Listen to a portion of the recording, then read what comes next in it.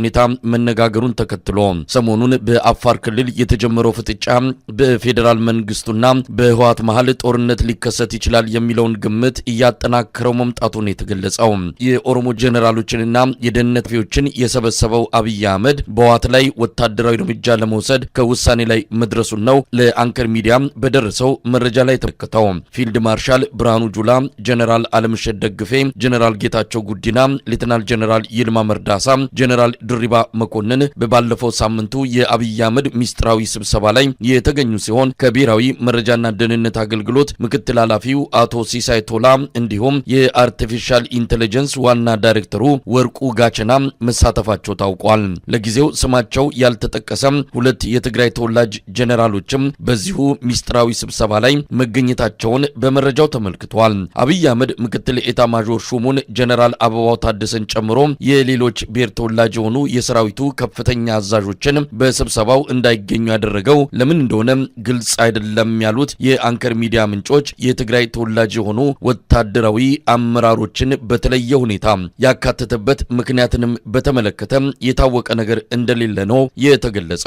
የሰሞኑ የአፋሩ ክስተት በአብይ አህመድ በኩል የተጠነሰሰ ሴራ መሆኑንና የባለፈው ሳምንቱን ስብሰባ ውሳኔን ተፈጻሚ ለማድረግ ከተቀመጡ እርምጃዎች አንዱ እንደሆነም ይነገራል። ህወሓትን ጎትቶ ወደ ጦርነት ለማስገባት በሚል በአብይ አህመድ ወታደራዊና ፖለቲካዊ ድጋፍ የተዘጋጀውና በአፋር መሬት ላይ የሚሰለጥነው የትግራይ ነጻ ሰራዊት የተባለው አማጺ ቡድን በተደጋጋሚ ወደ ትግራይ ክልል እየገባ ጥቃት የሚፈጽም እንደሆነ የሚታወቅ ሲሆን የሰሞኑ ክስተትም ከዚሁ ጋር ተያይዞ በህወሓት በኩል በተሰጠ የአጸፋ ምላሽ ሊባባስ መቻሉን ነው መረጃዎች የሚያመለክቱት። አብይ አህመድ የድሮን ጥቃት በህወሓት ሰራዊት ላይ መፈጸሙም ተገልጿል። ህወሓት ለተባበሩት መንግስታት ድርጅት ዋና ጸሐፊ በትግራይ ዳግም የዘር ማጥፋት ሊፈጸም እንደሚችል በማሳሰብ በአብይ አህመድ አገዛዝ ላይ ጫና እንዲፈጠር ጥሪ አድርጓል። የባለፈው ሳምንቱ የአብይ አህመድና የኦሮሞ ጀነራሎቹ ስብሰባ ውሳኔ ተፈጻሚ ከሆነ ትግራይ ዳግም ወደ ለየለት አስከፊ ጦርነት ውስጥ ልትገባ እንደምትችል ስጋቱ በብዙዎች ዘንድ እየተገለጸ ነው። የዘውትር ተሳታፊያችን የሰሞኑን ክስተት በተመለከተ አንዳንድ መረጃዎችን ያካፍለናል። ከ3 ቀናት በፊት የትግራይ ኃይሎች ወደ አፋር ክልል ገብተው ጥቃት ሰንዝረዋል የሚል ዜና ተሰራጭቶ ነበረ። ነገር ግን ዛሬ የትግራይ ክልል ጊዜያዊ አስተዳደር የህወሓት ኃይሎች ወደ አፋር ክልል በመግባት ጥቃት አድርሰዋል መባሉን ሐሰት ነው ሲል አስተባብሏል። ጊዜያዊ አስተዳደሩ በትግራይ ክልል አሁን ያለው አንጻራዊ ሰላም እንዲረበሽ አንፈልግም፣ ስለዚህ ምንም አይነት ጥቃት በአፋር ክልል ገብተን አልሰነዘርንም በማለት ማስተባበያ ሰጥቷል። ይሁን እንጂ በትናንትናው ዕለት የፌደራል መንግስት በትግራይ እና አፋር አዋሳኝ ልዩ ስሙ ቶንሳ ከተባለ ቦታ ላይ ማለትም ከአፋር ድንበር ወደ ትግራይ ክልል 9 ኪሎ ሜትር ወደ ውስጥ በመግባት የድሮን ጥቃት መፈጸሙን ታውቋል። ከሌሊቱ 7 ሰዓት እስከ 8 ሰዓት ባለው ጊዜ ውስጥ በተፈጸመው የድሮን ጥቃት በህወሓት የመሳሪያ መጋዘን ላይ እንደተፈጸመ ለአንከር ሚዲያ የደረሰው መረጃ ያመላክታል። ጥቃቱን ተከትሎ የህወሓት ሊቀመንበር መግለጫ ሰጥተዋል። የፌደራል መንግስቱ የፕሪቶሪያውን ስምምነት በግልጽ ጥሶታል በማለት ኮንነዋል። ከዚህ በፊትም በክልሉ ሰላምና መረጋጋት እንዳይመጣ ያኮረፉ የትግራይ ታጣቂዎችን በገንዘብ በትጥቅና በስልጠና በማገዝ ትንኮሳዎችን በተደጋጋሚ ጊዜ ሲፈጸምብን መቆየቱን በማለት አስታውሰዋል። በተፈጸመው የድሮን ጥቃትም የመሳሪያ መጋዘኑን ብቻ ሳይሆን ሰራዊቱም አርፎበት በነበረው ቦታ ላይም ተፈጽሞ በህይወት ላይ ጉዳት እንዳደረሰም አያይዞ ጠቅሷል። እንግዲህ ህወሓት ይህን ተከትሎ ለረጅም ጊዜ ከሚዲያ ጠፍተው የነበሩት የህወሓት ሊቀመንበር ዶክተር ደብረጽዮን ዛሬ መግለጫ ለወይን ሚዲያ በሰጡት መግለጫ አብይ የፕሪቶሪያውን ስምምነት በግልጽ በመጣስ በክልሉ ውስጥ የድሮን ጥቃት መፈጸሙን አስታውቋል። ስምምነቱን የተፈራረምነው እኛ ህወሓቶችና እነሱ ደግሞ የፌዴራል መንግስቱን ወክለው የነበረ ቢሆንም ህወሓትን አላውቀውም በማለት የፕሪቶሪያውን ስምምነት የፈረሙን የህወሓት ተወካዮች ከኔ ጋር ናቸው ያሉትን በማስታወስ በፓርላማው ንግግር ማድረጋቸውን አያይዘው ጠቅሰዋል። አክለውም የቀድሞ ጓዶቻችን የአቶ ጌታቸውን ተግባር በመኮነን እርሱ አሁን የብልጽግና ጉዳይ አስፈጻሚ እንጂ ስለ ትግራይ ህዝብ አይመለከተውም በማለት ወርፈዋቸዋል። በአጠቃላይ የህወሓት ኃይሎች የሰላም ኃይሎች የሚባሉ ከህወሓት ያፈነገጡ ታጣቂዎች ጋር በአፋር ክልል በመጋሌ ወረዳ 6 ቀበሌዎች ላይ ጥቃት ከፍቶ የሐራ መሬት ታጋዮችን የሚባሉትን መምታቱን ብዙዎቹ የሚስማሙበት ሲሆን በአፋር ክልል አስተዳደር ግን መሬቴ በህወሓት ኃይሎች ተወሯል።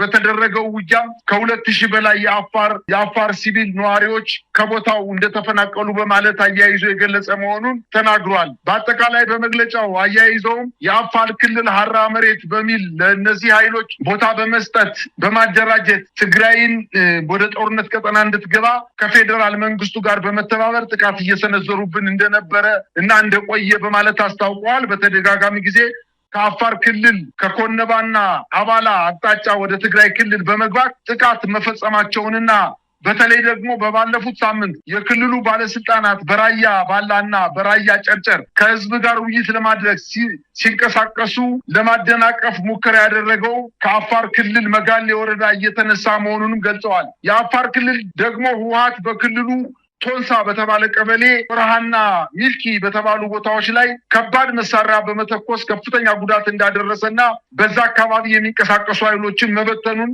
አያይዘው ገልጸዋል። ይህን ተከትሎ የህወሓት አርሚ 43 ዛሬ ማምሻውን ድሮን ወደ ተጣለበት አካባቢና ጉዳት ደርሶበታል ወደ ተባለበት አካባቢ ከትግራይ ተነስቶ ወደዚህ አካባቢ አርሚ 43 እየተንቀሳቀሰ እንደሚገኝና አካባቢው ወደ ጦርነት ቀጠና የመግባት ጫፍ ላይ እንደደረሰ መረጃ ያመላክታሉ።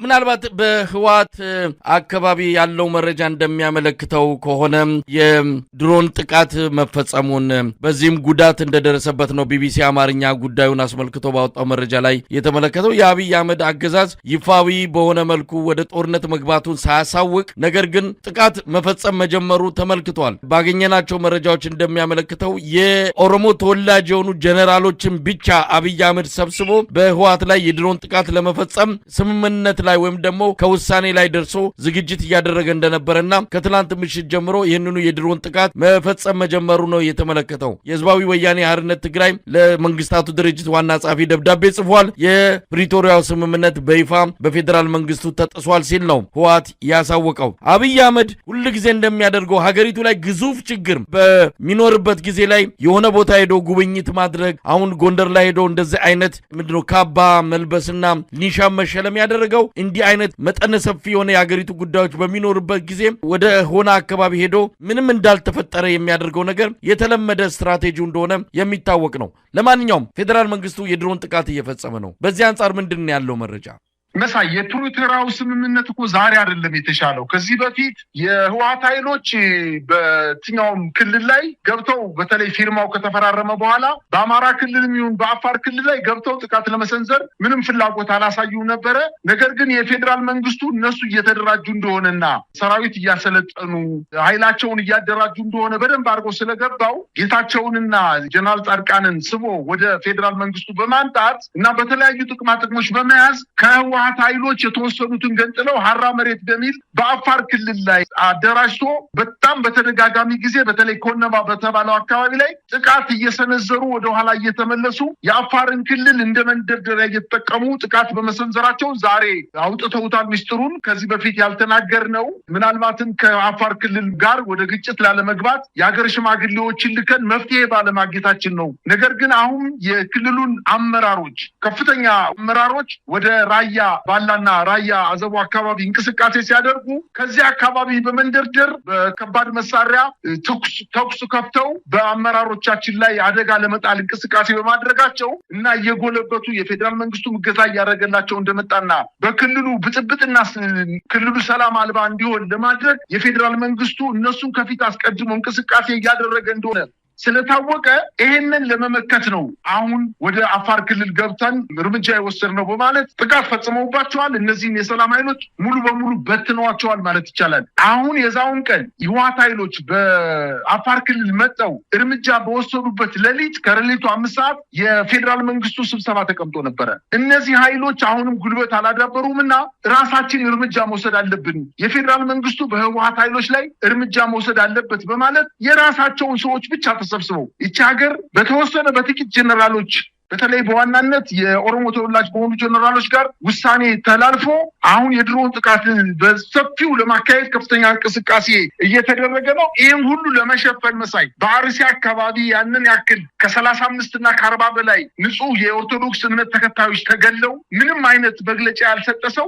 ይህንን አቅጣጫ ለማስቀየስ እንደገና ደግሞ የትግራይ ኃይሎችን በድሮን ለመምታት እንቅስቃሴ በሚያደርግበት ሰዓት የጎንደር አካባቢ ከአማራ ክልል ነጥሎ ጎንደሮች አግዙኝ እንደማለት ነው። ጎንደር ከተማ ሄዶ ካባ ተሸልሟል። እውነት ለመናገር ካባ አይደለም አሁን እየተሸለሙ ያሉት፣ አንተ እንዳልከው ቅድም ስንወያይ ኮባ ነው እየተሰጣቸው ያለ ማለት ይቻላል። የክብር መገለጫነቱ ቀርቶ የውርደት መገለጫ ከሆነ አማራ ክልል ካባ ከእንግዲህ በኋላ የክብር መገለጫ አይደለም። በተደጋጋሚ እየሄዱ ጎንደርም፣ ባህር ዳርም፣ ደሴም፣ ደብረ ብርሃን እየሄዱ ካባ እየተደረጉ የሚመጡት የራሳችንን ህዝብ በአርሲም በርታው በክልሉም አካባቢ እየፈጁ የመጡ መሆናቸው መታወቅ አለበት። ይሄ ነገር ለአማራ ህዝብ ከፍተኛ ንቀት ነው። በተለይ ደግሞ ለጎንደር ለኢትዮጵያ ዋልታና ማገር የሆነች አገር ፋሲልን በዛሬ 3 ወርና 4 ወር ሄዶ መርቅ ያለው ብሎ ደግሞ አሁን ለምርቃት ሲሄድ ካባ መደረቡ አቅጣጫው ወዴት እየሄደ እንደሆነና የትግራይን ጦርነት ሽፋን ለመስጠት ከፍተኛ ጥረት እያደረገ እንደሆነ ነው መረዳት የሚቻለው። መሳይ እንግዲህ የህወሓት መግለጫንም ተመልክተናል። ጊዜያዊ አስተዳደሩንም እንደዚሁ በትላንት ጀምሮ ዛሬም በተደጋጋሚ ከመቀሌ የሚሰማው መግለጫ እንደሚያሳየው ከሆነ የአብይ አህመድ አገዛዝ መጠነ ሰፊ ጥቃት ለመክፈት መዘጋጀቱ ነው። ቀደም ሲል አንተ እንደገለጽከውም የኦሮሚያ ብልጽግና ጀነራሎች በስም ዝርዝር የተገለጹ እንዳሉ ነው። ብርሃኑ ጁላ፣ አለምሸት ደግፌ፣ ጌታቸው ጉዲና፣ ይልማ መርዳሳ፣ ድሪባ ኩማ እንደዚሁም ከደህንነት ምክትል ኃላፊው ሲሳይ ቶላና ከአርቲፊሻል ኢንቴሊጀንስ ኃላፊው ወርቁ ጋቸና እነዚህ ሁሉ የኦሮሞ ተወላጆች ናቸው። እንግዲህ ሲሳይ ቶላ የሚመራው ምክትል የደህንነት ኃላፊ ሆኖ ነው። በዛ ቢሮ ላይ ዋና ኃላፊው ሬድዋን ሁሴን እንደሆነ ይታወቃል። ነገር ግን አብይ አህመድ እነዚህን የኦሮሞ ጀነራሎች ብቻ ሰብስቦ በህወሓት ላይ ስለሚወሰደው እርምጃ መክሮ ዘክሮ በቀጣይ በድሮን መጠነ ሰፊ ጥቃት ለመፈጸም ተዘጋጅቷል። እንግዲህ ዓለም አቀፉ ማህበረሰብ እንዲያውቆም ህወሓት ለመንግስታቱ ድርጅት ዋና ጸሐፊ አንቶኒዮ ጉተሬዝ ደብዳቤ ጽፏል። የፕሪቶሪያ ስምምነት ተጥሷል፣ በትግራይ ሌላ ዙር ጄኖሳይድ የዘር ማጥፋት ወንጀል ሊፈጸም እንደሚችል በመጥቀስ ስጋቱን አሳውቆ ዓለም አቀፉ ማህበረሰብ እንዲደርስም ጭምር ነው ህወሓት ጥሪ ያደረገው። በትግራይ አካባቢ ጦርነት ሊቀሰቀስ የሚችልበት ሁኔታ እንዳለ ነው እየሰማን ያለ ነው። ስለዚህ ይሄንን በአፋር ክልል መንግስት መግለጫ ሰበብ አፋር ክልል ተወረረ፣ 6 መንደሮች በህወሓት ጥቃት ተሰነዘረባቸው በሚል ሰበብ አብይ አህመድና የኦሮሞ ጀነራሎች ተሰብስበው ጀነራል አበባው ሌሎች ከኦሮሞ ተወላጅ ጀነራሎች ውጪ የኦሮሞ ጀነራሎች ብቻ ያሉበት ተሰብስበው ጉዳዩን ጨርሰውታል። በትግራይ ላይ ጥቃት ለመፈጸም በህወሓት ላይ ጥቃት ለመፈጸም እየተዘጋጁ እንዳለ ነው የምንሰማው። በሌላ በኩል ህወሓትም እጁን አጣጥፎ የተቀመጠ አይደለም፣ ብዙ ነገሮችን እየተዘጋጀ ነው። መረጃዎች እንደሚያሳዩት በተለያዩ ቦታዎች ተደብቀው ያሉ መሳሪያዎች እየወጡ ነው ከተቆፈሩበት። እንደዚሁ ወጥተው ለአብይ አህመድ ለሚሰነዝረው ጥቃት መከላከያ ለማድረግ በህወሓት በኩል ዝግጅት እየተደረገ እንዳለ ነው እየሰማን ያለ ነው። እንደው ምን ማለት ይቻላል? ጦርነቱ ባልታሰበ ሁኔታ አብይ አህመድ አቅዶ አስልቶ በመጨረሻም በአፋር ክልል መግለጫ በመስጠት ሰበብ ወደ ትግራይ ክልል ሰራዊቱን ለማዝመት እየተዘጋጀ እንዳለ ነው የሚሰማው።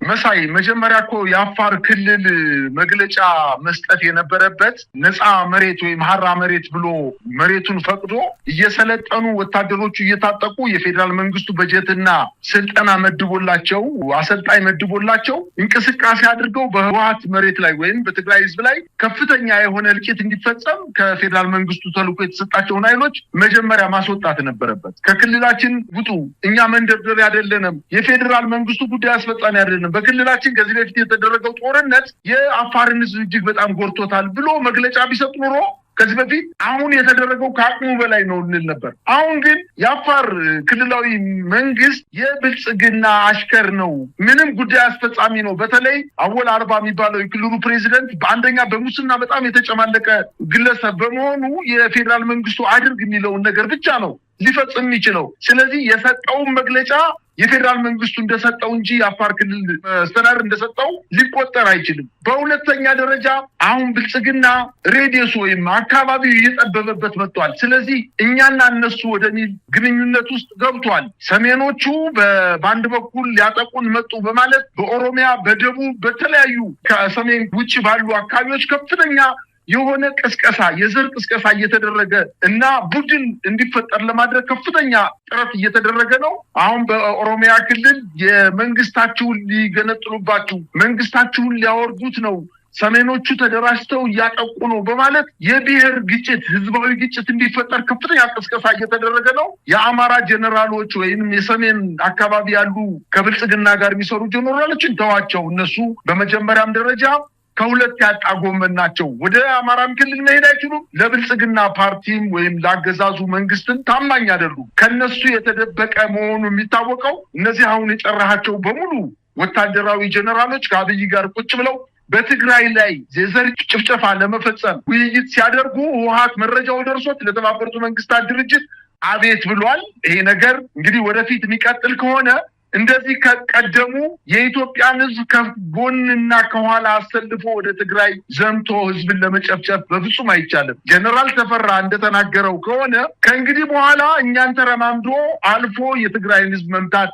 አይቻልም። እሱ ፋሽን አልቋል፣ ጨርሷል፣ ፋይሉ ተዘግቷል። እኛን ገለው ጨርሰው ነው ወደ ትግራይ ህዝብ የሚሄዱት በማለት ወደ ትግራይ ህዝብ አጋርነታቸውን አሳይተዋል። የፋኖ ኃይሎችም በጣም በተደጋጋሚ ጊዜ ሲናገሩ እንደነበሩት እኛ ታርጌታችን 4 ኪሎ ነው፣ እኛ ታርጌታችን ብልጽግና ነው፣ ሌላ ጠላት የለንም፣ ኢትዮጵያን ሊያፈርስ የሚችል ኃይል አሁን 4 ኪሎ ተሰባስቦ ያለው ኃይል ስለሆነ ከሱ ውጭ ሌላ ጠላት የለንም በማለት ኃይላቸውን አደራጅተው አቅጣጫቸውን ወደ አዲስ አበባ ወደ ማዕከላዊ መንግስቱ እንደሆነ አሳውቀዋል። ስለዚህ ከእንግዲህ በኋላ ከዚህ በፊት ባደረገው ጭፍጨፋ አሁንም ይሳካልኛል ብሎ ገምተው ከሆነ በፍጹም የሚቻል ነገር አይደለም። ወንዝ የሚያሻገር ሀሳብ አይደለም። ይመካከሩ፣ እነሱ ይነገሩ፣ ይደራጁ።